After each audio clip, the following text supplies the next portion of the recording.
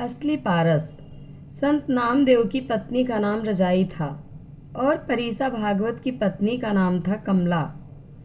कमला और रजाई शादी के पहले से सहेलियां थीं। दोनों की शादी हुई तो पड़ोस पड़ोस में ही आ गई। रजाई नामदेव जी जैसे महापुरुष की पत्नी थी और कमला परीसा भागवत जैसे देवी के उपासक की पत्नी थी। कमला के पति ने देवी की उपासना करके देवी से पारस मांग लिया और वे बड़े धन धान्य से संपन्न होकर रहने लगे। नामदेव जी दर्जी का काम करते थे। वे कीर्तन भजन करने जाते और 15 दिन बाद लौटते। अपना दर्जी का काम करके आटे दाल के पैसे इकट्ठे करते और फिर चले जाते। वे अत्यंत दरिद्रता में जीते थे, लेकिन अंदर से बड़े संतुष्ट और खुश रहते थे। एक दिन नामदेव जी कहीं कीर्तन भजन के लिए गए तो कमला ने रजाई से कहा कि तुम्हारी गरीबी देखकर मुझे तरस आता है। मेरा पति बाहर गया, तुम यह पारस ले लो और थोड़ा सोना बना लो और अपने घर को धन धान्य से संपन्न कर लो। रजाई ने पारस लिया और थोड़ा सा सोना बना लिया।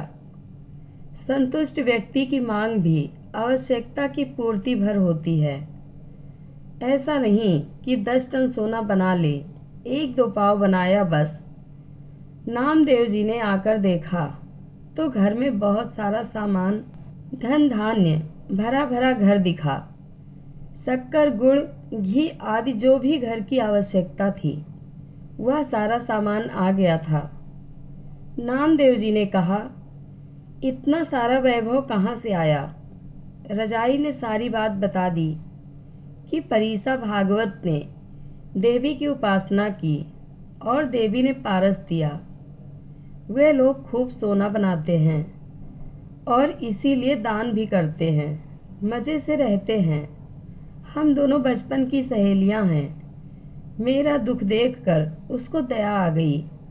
नामदेव जी ने कहा, मुझे तुझ पर दया आती है कि सारे पारसों का पारस ईश्वर है।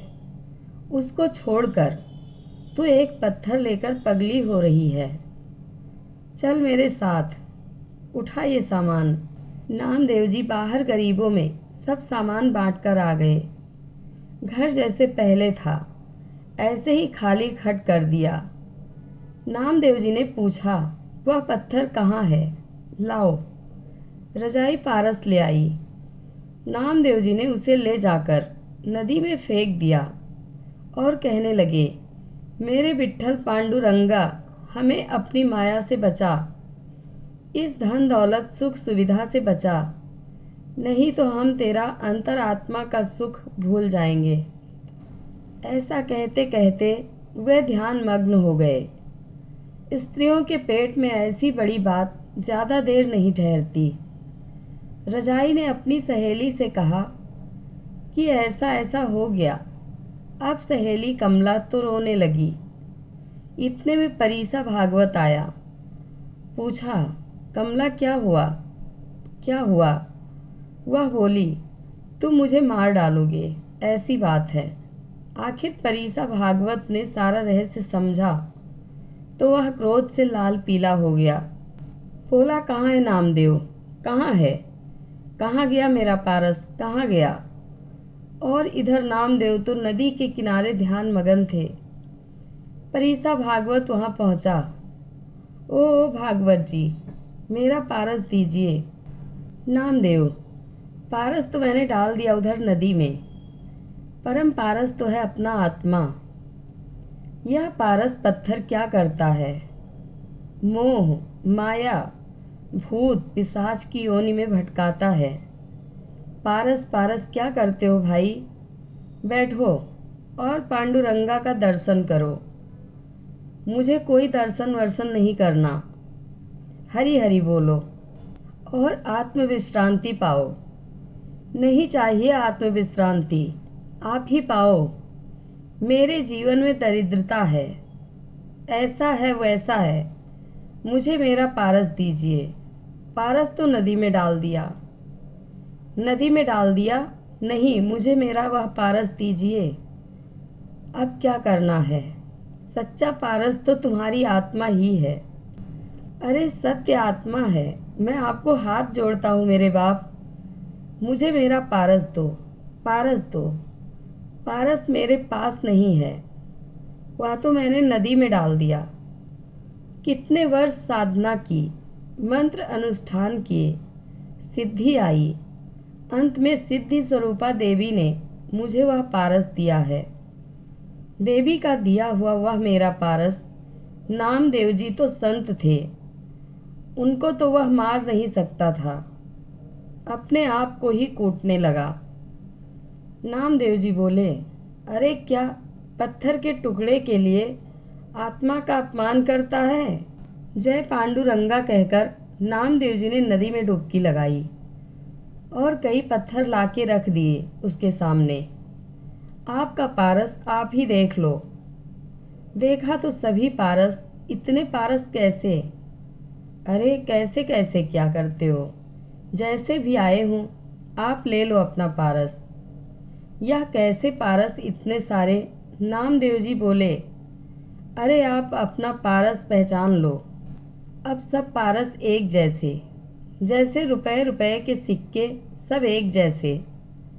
आपने मुझे एक सिक्का दिया, मैंने फेंक दिया, और मैं वैसे 100 सिक्के लाके रख दूं और बोलूं कि आप अपना सिक्का खोज लो, तो क्या आप खोज पाओगे?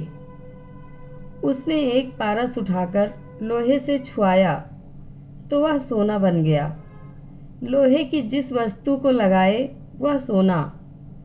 ओ मेरे पांडुरंगा मौली, क्या आपकी लीला है? हम समझ रहे थे कि नामदेव जी दरिद्र हैं। बाप रे, हम ही दरिद्र हैं। नामदेव तो कितने वैभवशाली हैं। नहीं चाहिए पारस, नहीं चाहिए, फेंक दो। ओ पांडुरंगा, परीसा भागवत ने सारे के सारे पारस नदी में फेंक दिए और परमात्म पारस में ध्यान मग्न हो गए। ईश्वर जिस ध्यान में है, ब्रह्मा विष्णु महेश जिस ध्यान में हैं, तुम वहाँ पहुँच सकते हो। अपनी महिमा में लग जाओ। अपना समय कितना कीमती है और आप कौन से कूड़ कपट जैसी क्रियाकलापों में उलझ रहे हो। अभी आप बंधन में हो। मौत कभी भी आकर आपको ले जा सकती है और भी किसी के गर्भ में ढकेल सकती है। गर्भ ना मिले तो नाली के बहने को आप मजबूर होंगे। चाहे आपके पास कितने भी प्रमाण पत्र हों, कुछ भी हो, आपके आत्म वैभव के आगे यह दुनिया कोई कीमत नहीं रखती। जब मिला आत्म हीरा, जग हो गया सवा कसीरा। जय श्री नामदेव जी। कथा अच्छी लगे तो कमेंट बॉक्स में अपनी राय ज़रूर दें।